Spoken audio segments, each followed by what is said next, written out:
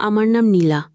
ফুনসজ্জের রাতে নববধূর সাজে যখন আমি আমার স্বামীর জন্য অপেক্ষা করছিলাম, তখন তিনি ঘরে ঢুকেই আমার প্রতি তার অধিকার প্রতিষ্ঠা করলেন। এরপর কিছু বুঝে ওঠার আগেই তিনি আমার হাত ধরে সজোরে টেনে নিয়ে আমাকে বাথরুমের ভেতরে ঢুকিয়ে দিলেন এবং বাইরে থেকে দরজাটা আটকে দিলেন। সেই রাত থেকে শুরু করে প্রত্যেক রাতে এটাই আমার সাথে ঘটত। প্রতিদিন রাত হলেই আমার স্বামী আমাকে বাথরুমের ভেতরে বন্ধ করে দিতেন। তিনি কেন এমন করতেন তা আমি জানতাম না। শুধু বাথরুমের ভেতর থেকে আমি ঘরের বিছানার নড়াচড়ার বিশ্রী শব্দ পেতাম। আমার স্বামী কেন আমার সাথে এমন অমানবিক আচরণ করতেন এবং কেনই বা আমাকে বাথরুমে আটকে রাখে বিছানায় ওই ধরনের শব্দ করতেন, তা আমার কাছে এক বিরাট রহস্য ছিল। আমার জীবনের এই মর্মান্তিক কাহিনী শুনলে আপনাদেরও পায়ের তলার মাটি কেঁপে উঠবে। আমার স্বামী পেশায় একজন দন্ত চিকিৎসক ছিলেন। ছোটবেলায় মা মারা যাবার পর বাবা আমাকে অনেক স্নেহ ও যত্নে বড় করেছিলেন। আমি দেখতে খুব সাদামাটা চেহারার ছিলাম, আর সম্ভবত এই কারণেই আমার বিয়ের জন্য বাবাকে প্রচুর যৌতুক দিতে হয়েছিল। আমার মনে হতো আমি যদি দেখতে একটু সুন্দর হতাম তাহলে হয়তো বাবাকে এত বড় বোঝা মাথায় নিতে হতো না। আমার স্বামী একজন ডাক্তার হওয়ায় তার মা আমাকে তাদের বাড়ির বউ হিসেবে গ্রহণ করার জন্য নগদ ৫ লক্ষ টাকা দাবি করেছিলেন।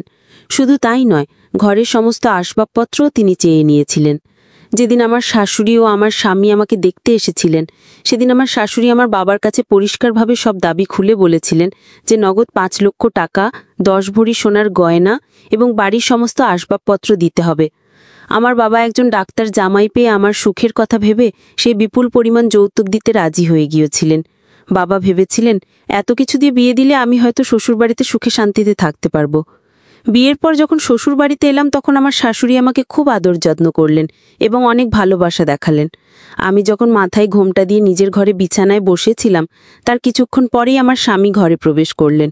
আমি স্বপ্নেও ভাবতে পারিনি যে আমার জীবনের সবচেয়ে সুন্দর রাতটা এমন ভয়ঙ্কর হবে। বিয়ের পরদিন সকাল থেকেই আমার জীবনের সবকিছু ওলটপালট হয়ে যায়। পরদিন সকালে আমার স্বামী ঘর থেকে বেরিয়ে তার মাকে চিৎকার করে বলতে লাগলেন, মা, তুমি এটা কেমন মেয়ের সাথে আমার বিয়ে দিয়েছ? এই মেয়ে নিশ্চয়ই চরিত্রহীন, নাহলে সে কেন নিজেকে বাথরুমের মধ্যে সারা রাত ধরে বন্ধ করে রাখবে? তার চিৎকারে আমিও ঘর থেকে বেরিয়ে এসেছিলাম।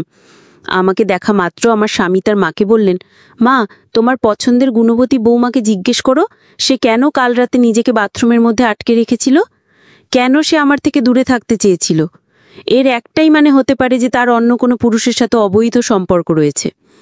স্বামীর মুখে এমন জঘন্য কথাবার্তা শুনে আমার মাথায় যেন আকাশ ভেঙে পড়ল। এরপর আমার শাশুড়ি তার ছেয়ের সব কথা শোনার পর রাগে চিৎকার করে আমূল দেখিয়ে বললেন, থাম, অনেক হয়েছে তোর আবল তাবল কথা। সকাল থেকে আমি তোর মুখে নীলার নামে এসব উল্টাপাল্টা কথা শুনে যাচ্ছে। কি মতলব তোর? কেন তুই এমন করছিস? আমার শাশুড়ি তার ছেলের কথা একদম বিশ্বাস করতে রাজি হচ্ছিলেন না। আমি তখন স্বামীর ভিত্তিহীন অভিযোগে জর্জরিত হয়ে শাশুড়ির হাত ধরে কেঁদে বলেছিলাম, মা, আমি কিচ্ছু জানি না আপনার ছেলে কেন আমার নামে এসব মিথ্যে কথা ছড়াচ্ছে। আসল সত্যিটা হলো, কাল রাতে আপনার ছেলেই আমাকে জোর করে সারা রাত বাথরুমের ভেতরে আটকে রেখেছিল। আমি অনেক কান্নাকাটি করার পরেও সে আমাকে বের করেনি।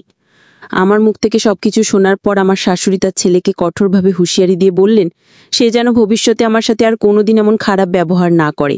কিন্তু আমার স্বামী তখন কান্নার অভিনয় করে তার মাকে বললেন, মা, এই মেয়েটা সবে একদিন হলো এই বাড়িতে এসেছে, আর তুমি নিজের ছেলের কথাকে অবিশ্বাস করে এই অচেনা মেয়েটার কথা বিশ্বাস করছো। তুমিও কিন্তু একদিনের জন্য খুব পস্তাবে, মা। সে তার মাকেও কটু কথা বলতে ছাড়ল না এবং রাগ দেখিয়ে বাড়ি থেকে বেরিয়ে গেল। আমি তখন শুধু অঝরে কাঁদছিলাম, কারণ বিয়ের পরদিনই যদি স্বামীর কাছ থেকে চরিত্রহীন অপবাদ শুনতে হয় তাহলে একজন মেয়ের জন্য এর চেয়ে বড় যন্ত্রণা আর কিছুই হতে পারে না। পরদিন সকালেও আমার স্বামী তার মাকে ডেকে এনে একই রকম ঝামেলা শুরু করলেন। তিনি বলতে লাগলেন, মা, তুমি এই কলঙ্কিনী মেয়ের সাথে আমার বিয়ে দিয়ে আমার পুরো জীবনটাই নষ্ট করে দিয়েছ। এই মেয়ে তো আমাকে তার ধারে কাছেও আসতে দেয় না। এর মানে হলো এই মেয়ের নিশ্চয়ই কোনো প্রেমিক আছে। তুমিই বলো এমন মেয়ের সাথে আমি বাকি জীবনটা কি করে কাটাবো? আমি তখন শাশুড়ির সামনে সত্যিটা বলতে বাধ্য হলাম। আমি শাশুড়িকে জানালাম কিভাবে তার ছেলে আমার সাথে নিজের প্রয়োজন মেটানোর পর আমাকে বাথরুমের ভেতরে বন্ধ করে দিয়েছিল। আমার স্বামী তখন তার মাকে বললেন, মা, দেখতে পাচ্ছ ও কত বড় মিথ্যেবাদী। আমি যদি ওকে ভালোবাসতাম বা আদর করতাম তাহলে ওকে কেন বাথরুমের ভেতরে আটকে রাখবো? আমি তো ওর কাছে যেতে চাই, কিন্তু ওই তো নিজে থেকে আমার কাছে আসার আগে বাথরুমের ভেতরে ঢুকে বসে থাকে। এখন তুমিই ভেবে দেখো যে মিথ্যে কথাটা কে বলছে। আমার শাশুড়ি সবকিছু শোনার পর রাগে তার ছেলের গালে সজোরে এক থাপ্পড় মেরে বললেন, তুই বৌমার সাথে এত ঝামেলা করছিস কেন? তোর সমস্যাটা কি? তুই তো নিজে পছন্দ করেই ওকে বিয়ে করেছিস। আমার স্বামী তখন তার মাকে বললেন, আমি এই মেয়েকে পছন্দ করে বিয়ে করিনি, শুধু তোমার কথাই বিয়ে করেছি, কারণ এই মেয়েটাকে তোমার খুব পছন্দ ছিল। যাই হোক, আমি এই চরিত্রহীন আর কলঙ্কিনী মেয়ের সাথে সংসার করতে পারবো না। ওকে প্রমাণ দিতে হবে যে ও চরিত্রহীন নয় এবং ও একজন কুমারী মেয়ে। যেদিন ও আমাকে প্রমাণ দিতে পারবে সেদিন থেকেই আমি ওকে নিজের স্ত্রী বলে মেনে নেব। এই বলে আমার স্বামী বাড়ি থেকে বেরিয়ে গেলেন। আমি তখন নিজের ঘরে এসে বাবাকে ফোন করে জানালাম যে আমার শ্বশুরবাড়িতে কোনো কিছুই ঠিক নেই এবং আমার স্বামী আমাকে সন্দেহ করছেন। আমার ওপর এত বেশি অত্যাচার করা হচ্ছিল যে ওই কথাগুলো বাবাকে না জানিয়ে আমার আর কোনো উপায় ছিল না। আমার সব কথা শোনার পরে বাবা বললেন ওদেরকে 5 লক্ষ টাকা দেওয়া বাকি আছে, সেই জন্যেই হয়তো তারা এই সব ঝামেলা করছে। বাবা কথা দিলেন যে তিনি খুব তাড়াতাড়ি টাকাটা আমার শাশুড়ি মায়ের হাতে দিয়ে দেবেন। আমি যখন নিজের মন খারাপ করে বাবার সঙ্গে ফোনে কথা বলছিলাম, তখন পেছন দিক থেকে হঠাৎ করেই আমার শাশুড়ি আমার হাত থেকে ফোনটা নিয়ে আমার বাবাকে বলেন, বেয়াইমশাই, আপনি একদম চিন্তা করবেন না, আমি আছি আপনার মেয়ের সঙ্গে, আমি তো ওর মায়ের মতোই, এখন নীলা আমার বাড়ির বৌমা, তাই আপনি একদম চিন্তা করবেন না, আমি সবকিছু ঠিক করে দেব। তারপর আমার শাশুড়ি আমাকে বোঝালেন যে প্রত্যেকটা ব্যাপারে বাবাকে ফোন করলে তার চিন্তা বাড়বে। তিনি আমাকে আশ্বাস দিলেন যে তিনি তার ছেলেকে সঠিক পথে নিয়ে আসবেন। কিন্তু বিয়ের 2 দিন পর আমার সঙ্গে যা হয়েছিল সেটা শুনে আপনাদেরও চোখ দিয়ে জল পড়বে। সেদিন বিকেলে আমি যখন একাই সোফায় বসে চা খাচ্ছিলাম, তখন আমার স্বামী আমাকে এসে বললেন, নীলা, আমার জন্য এক গ্লাস ঠান্ডা জান নিয়ে এসো, আর মা কোথায় আছে? আমি তখন বরকে বললাম যে শাশুড়ি মা তো রান্নাঘরে কিছু রান্না করছেন। তারপর বর বলল, যাও, আমার জন্য আগে তাড়াতাড়ি ঠান্ডা জলটা নিয়ে এসো। তারপর আমি চায়ের কাপটা টেবিলে রেখে দিয়েই তাড়াতাড়ি বরের জন্য ফ্রিজ থেকে এক গ্লাস ঠান্ডা জল নিয়ে আসি। কিন্তু চা খাওয়ার 15 মিনিট পরেই আমার যেন বমি বমি ভাব হতে লাগলো এবং আমার শরীরটাও যেন ভীষণ খারাপ করছিল। তারপর আমি যখন আর থাকতে না পেরে বাথরুমে গিয়ে বমি করা শুরু করি, তখন আমার শাশুড়িমা তাড়াতাড়ি রান্নাঘর থেকে আমার কাছে ছুটে আসেন। ঠিক তখনই আমার স্বামী ওখানে দাঁড়িয়ে তার মাকে বলতে শুরু করলেন যে, মা, আমি তোমাকে কি বলেছিলাম, এই মেয়েটা কলঙ্কিনী, এই মেয়েটা নিশ্চয়ই গর্ভবতী আছে এবং তার পেটে নিশ্চয়ই তার প্রেমিকেরই বাচ্চা আছে, না হলে সে এইভাবে হঠাৎ করে কেন বমি করবে? তখনও কিন্তু আমার শাশুড়ি আমার পক্ষেই কথা বলেছিলেন এবং তার ছেলেকে বলেছিলেন এসব ফালতু কথা না বলে এখন তাড়াতাড়ি পাশের বাড়ি ডাক্তার বৌদিকে ডেকে নিয়ে আসতে। ওদিকে আমার শরীর এতটাই খারাপ করছিল যে আমি তো কোনো কথা বলতেও পারছিলাম না এবং ওই সময় আমি বেহুশ হয়ে গিয়েছিলাম। আমি যখন অজ্ঞান ছিলাম তখন আমার অনুমতি ছাড়াই আমার স্বামী ওই ডাক্তার বৌদিকে দিয়ে পরীক্ষা করিয়েছিলেন যে আমি কুমারী আছি কিনা। কিন্তু আমি তো কুমারী ছিলাম না, কারণ প্রথম রাতেই তো আমার বরের সঙ্গে আমার দাম্পত্য সম্পর্ক হয়েছিল।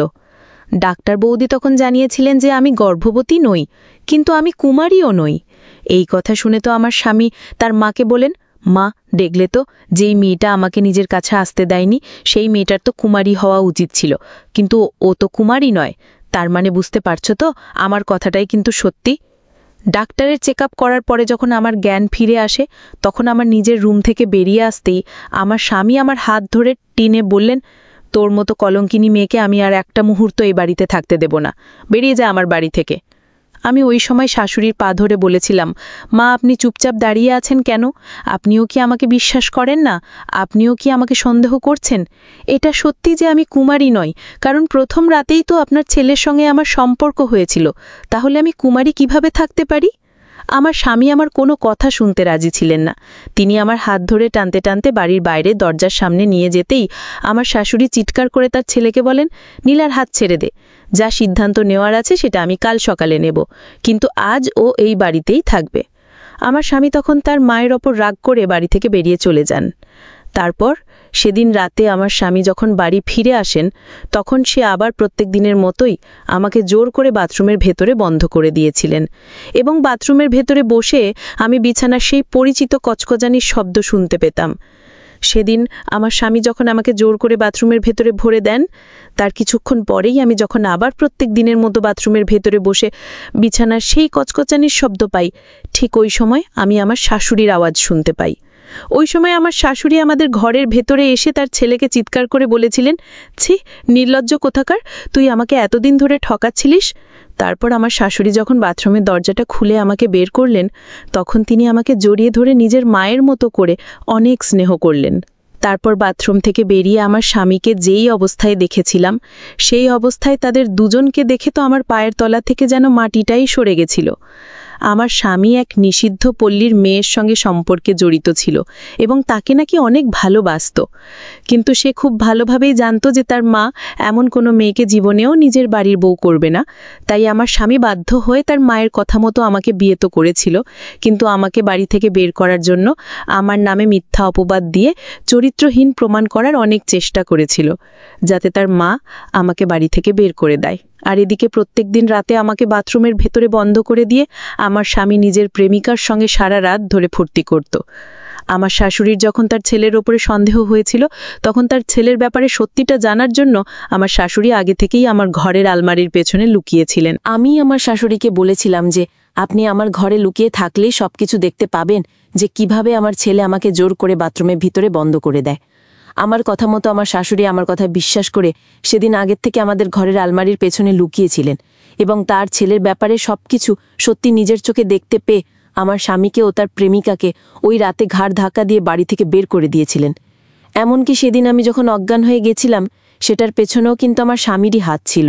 সেদিন আমার স্বামী যখন আমার কাছে জল চেয়েছিল, তখন আমি চায়ের কাপটা টেবিলে রেখে তার জন্য জল আনতে গেছিলাম, এবং ওই সময় সুযোগ বুঝে আমার চায়ে আমার স্বামী এমন একটা ওষুধ মিশিয়েছিল যেটা খেয়ে আমি বমি করতে শুরু করেছিলাম। কিন্তু আমার শাশুড়ি যে আমার কথা বিশ্বাস করেছিলেন এবং আমাকে নিজেকে নির্দোষ প্রমাণ করার সুযোগ দিয়েছিলেন, এটাই অনেক বড় কথা। উনি যৌতুক নিয়েছিলেন ঠিকই, কিন্তু আমাকে মেয়ের মতোই ভালোবাসতেন। এমনকি উনি যখন দেখলেন যে তার ছেলের জন্য আমার পুরো জীবনটাই নষ্ট হয়ে গেছে, তখন উনি সমস্ত যৌতুক আমার বাবাকে আবার ফেরত দিয়েছিলেন। আমার বাবা যখন সবকিছু জানতে পেরে পরের দিন সকালেই আমাকে বাড়ি নিয়ে যাওয়ার জন্য এসেছিলেন, তখন আমার শাশুড়ি আমার বাবার সামনে হাত জোর করে বলেছিলেন যে আমার মেয়ে যদি আমাকে ছেড়ে চলে যায়, তাহলে আমি কি নিয়ে বেঁচে থাকব? তাই নীলাকে আমার কাছ থেকে নিয়ে যাবেন না, হলে আমি কিন্তু জ্যান্ত লাশ হয়ে যাব। ছোটবেলা থেকে আমি আমার মায়ের ভালোবাসা কোনোদিন পাইনি, কিন্তু শাশুড়ি মাকে পাওয়ার পরে আমি আমার মায়ের ভালোবাসাটা বুঝতে পেরেছিলাম। উনি আমাকে নিজের মেয়ের মতোই ভালোবাসতেন। জীবনে একটা আফসোস থেকে গেছে যে বরের ভালোবাসা পাইনি, কিন্তু যাই হোক, এত বছর পরে শাশুড়িকে নিজের মায়ের রূপে পেয়ে আমি খুশি ছিলাম। ওই ঘটনাটা ঘটার আজ 6 মাস হয়ে যাচ্ছে এবং আমার শাশুড়ি আমার জন্য একটা ভালো পাত্র খুঁজছেন। কিন্তু আমার আর ইচ্ছে নেই এই বাড়ি ছেড়ে ও মাকে ছেড়ে দ্বিতীয় বিয়ে করার। 6-7 মাস পরে আমার স্বামী একদিন হঠাৎ করেই আবার বাড়ি ফিরে এসেছিল এবং আমার ও তার মায়ের পা ধরে ক্ষমাও চেয়েছিল, কিন্তু আমি তাকে ক্ষমা করতে পারিনি, কারণ সে আমার সঙ্গে অনেক অন্যায় করেছিল। তাই আমার শাশুড়িও তাকে বাড়ি থেকে বের করে দিয়েছিল এবং সেই দিনের পর থেকে আমরা আর তার কোনো খোঁজ খবর পাইনি।